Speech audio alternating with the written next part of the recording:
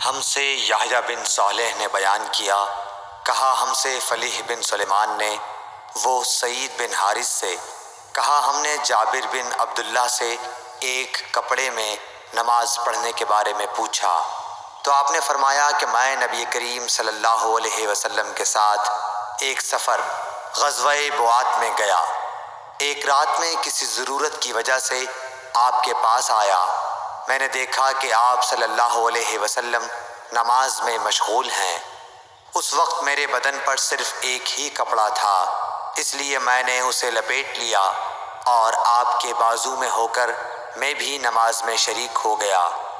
جب آپ نماز سے فارغ ہوئے تو دریافت فرمایا، جابر اس رات کے وقت کیسے آئے؟ میں نے آپ صلی اللہ علیہ وسلم سے اپنی ضرورت کے متعلق کہا۔ جب میں فارغ ہو گیا تو آپ نے پوچھا کہ یہ تم نے کیا لپیٹ رکھا تھا جسے میں نے دیکھا؟ میں نے عرض کی کہ ایک ہی کپڑا تھا، اس طرح نہ لپیٹتا تو کیا کرتا؟ آپ صلی اللہ علیہ وسلم نے فرمایا کہ اگر وہ کشادہ ہو تو اسے اچھی طرح لپیٹ لیا کر، اور اگر تنگ ہو تو اس کو تہبند کے طور پر باندھ لیا کر۔ صحیح بخاری حدیث نمبر 361۔